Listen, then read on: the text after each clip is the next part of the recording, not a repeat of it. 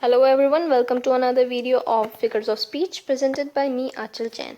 Few things about me: I'm a student of English literature, a creative soul, a movie buff, and after watching the video, don't forget to rate, review, recommend and share.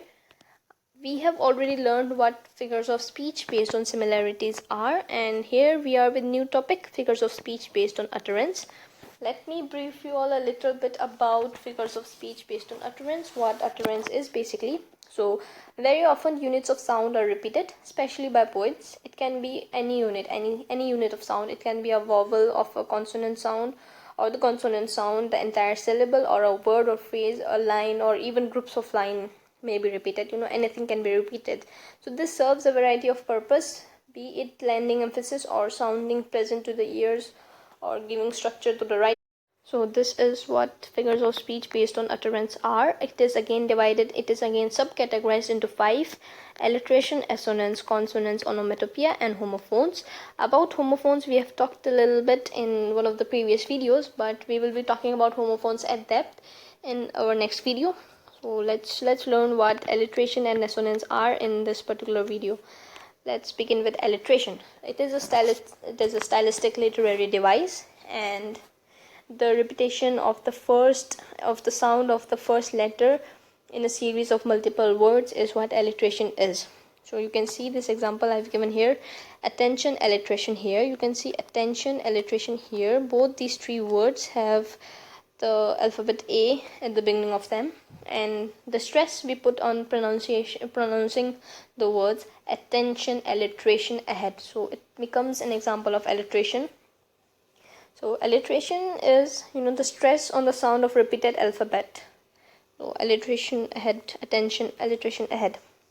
The repetition of the initial sound of consonant of the syllable is what alliteration is. Here's another example of alliteration: 6 silly sisters selling shiny shoes. You can see how how the alphabet S has been repeated and again consecutively for six consecutive words, and the stress we put while pronouncing this entire sentence. It can also be an example of tongue twister, but what we are concerned here is alliteration. So let's reread it: 6 silly sisters selling shiny shoes. And the purpose of alliteration: so it is used by writers and poets, which is quite obvious by now, and it makes the readers and reading and the recitation of poems attractive and appealing. And it is also used in marketing industries, say to create a lasting image. And these are all catchy phrases like Coca-Cola, PayPal, Dunkin' Donuts, Best Buy. These are all catchy phrases and easy to remember words. So these are all examples of the alliterations, and is used in marketing industry to create a lasting image and get more and more consumers, because all of these, as I said, are easy to remember phrases and catchy phrases. Few examples of alliteration. The first one is a quote from the play Macbeth by William Shakespeare. Let's read all of this. Double, double, toil and trouble. It is clear the stress we put on D and T. Double, double, toil and trouble. Anxious ants avoid the ant-eaters. Avoid the ant-eaters' advances.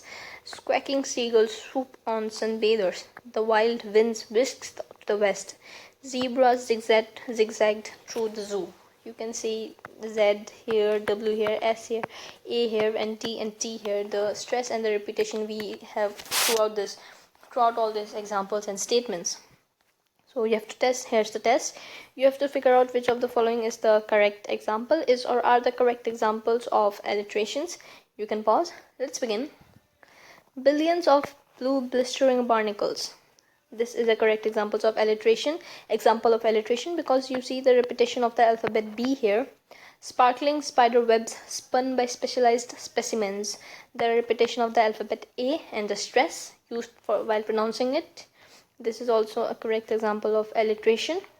To tempt, tease, and trap their intended targets. Again, the repetition of the alphabet T and the stress we use while pronouncing it.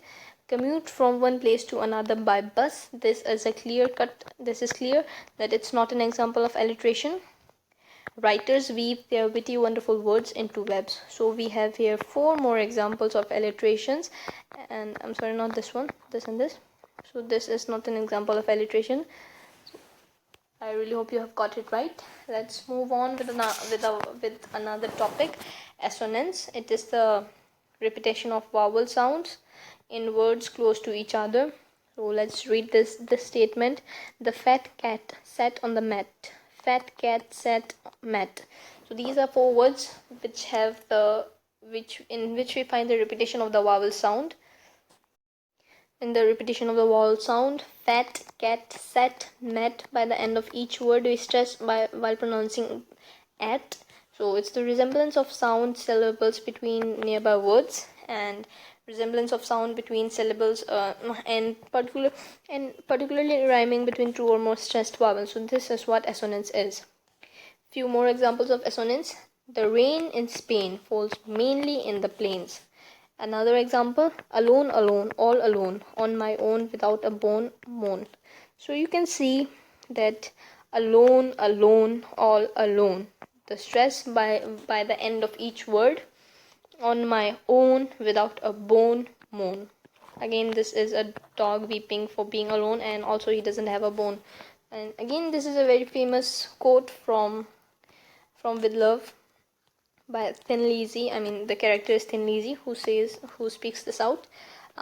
I must confess that in my quest I felt depressed and restless. These are the four words which have the repetition of the vowel. Confess, quest, depressed, restless. So this are the few examples of assonance. Here is a function of assonance. It is a tool which enhances and puts in a musical effect in the text, used again mostly by writers and poets, and in addition it helps the writers to develop a particular mode in the text, and that corresponds with its subject matter. Few more examples. I lie down by the side of my fleet feet sweep by sleeping kids. This is a part of the lyrics from a song by Pink Floyd. Go and mow the lawn. You can see go, mow, lawn. So the stress we put while pronouncing these words. Johnny went here and there and everywhere. The engineer held the steering to steer the vehicle. So these are few examples of assonance. Here's the test. You have to figure out which of the following is or are the correct examples of assonance. You can pause the video. Let's begin. Try as I might, the kite did not fly. It's might, kite. It is clear that we put stress while pronouncing might and kite, and also try and fly, the repetition of the vowels. So this is an example of assonance. She watched the baby. We see no repetition here, so this is not an example of assonance. Go slow over the road. Again, this is an example of assonance because we see the repetition of the vowels go, slow, the sound of the vowel go, slow, and on the road, over. So this is again an example of assonance. The light of the fire is a sight. So the repetition we see while pronouncing light and sight, it makes it as an assonance again. So this is not an example of assonance. The rest three are. Here's the difference between alliteration and assonance. Let's read it out. The repetition of first consonant in nearby words. The repetition of vowel sounds in nearby words. So this is for assonance and this is for alliteration. Let's read out. We have two examples each. Let's read them out. Betty Botter bought a bit of butter, but the butter Betty Botter bought was a bit bitter and made her better bitter. We can also call this a tongue twister, as I said, but our main focus is on alliteration, and we see the stress we find and the stress we put while pronouncing these words, and the first alphabet of each of the maximum of the words are B, so it makes it an alliteration. Let's read out this one. Upon an island hard to reach, the east beast sits upon the beach, upon his beach. Upon the west beach sits the west beast. Each beach beast think he is the best beast. Let's read this one. Peter Piper picked a pack of pickled peppers. A pack of pickled peppers picked by Peter Piper. A pack of pickled peppers Peter Piper picked. As I said, it's a tongue twister, and I failed in reading it nicely. Let's read this one. Today you are you. that is truer than true. There is no one alive who is youer than you. Again, this is an example of assonance. I really hope it's clear the difference between assonance and alliteration. The repetition of first consonants in nearby words and the repetition of the vowel sound in the nearby words. So for assonance, you associate it with the vowel sound, and for alliteration, you associate it with the first consonant. So I really hope you won't get confused. Here's the test. You have to figure out which of these are the examples of alliteration and which of these are the examples of assonance. Let's read them out. Let the cat out of the bag. This is an example of assonance because you see let cat out. The stress we put while pronouncing let cat out, it is the stress we put on vowel sound. The child bounced the ball at the backyard barbecue. This is an example of alliteration. Bounced ball, backyard barbecue. The early bird catches the worm. This is not an example of either alliteration or either assonance. He dunked the delicious donut in the dairy creamer. This is an example of alliteration. Dunked delicious donut in dairy. Most monsters don't mind making messes. Most monsters mind making messes. So this is an example of alliteration again. I really hope you have got all the answers right. If you still have any queries, do put them down in the comment section. Don't forget to rate, review, recommend and share. Thank you for watching the video.